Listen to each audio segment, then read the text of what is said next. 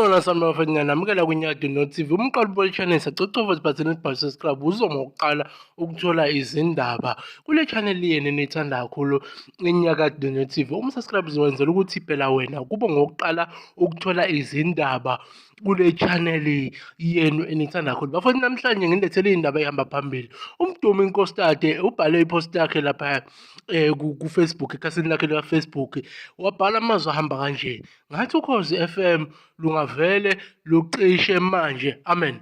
Bafowethu nikhumbule ukuthi Ukhuzani ngey'khathi zantambama ngo-4 bam-interviewile lapha Okhozini, wafike wakhuluma izinto nje ey'ningi ukuthi yena engahle ehlukanise unyaka, and futhi akashongo ukuthi engahle, uthe umjolo lowo vele ozodabula unyaka.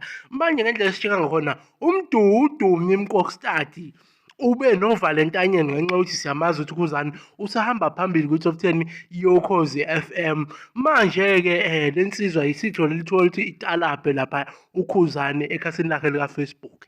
Manje-ke wena mfowethu nawe dadawethu uthini-ke ngalezi zinto esezenzakalele ukuthi uDumi Mkokstad egcine setalaphe Ukhuzani umfoka Mpungose lapha, ethi engathi lokhuzani Ukhozi FM lungavele lucishe, wayesekuphethwa ngamagama ethi amen. Manje bafowethu ngibuza nina-ke bafowethu, ake nibeke uvo lweni lapha nisho ukuthi Ukhuzani mfoka Mpungose manibukisisa kahle ngaba uyena yini odabula unyaka ngendlela achaze ngakhona. Ngiyathemba ukuthi niyilalelile inkulumo kaKhuzani umfoka Mpungose lapha kuKhozi FM bem-interview. Ngicela ubeke ukuphawula kwakho kuma-comment section, usubscribe, ulike, ushare. Ngiyabonga.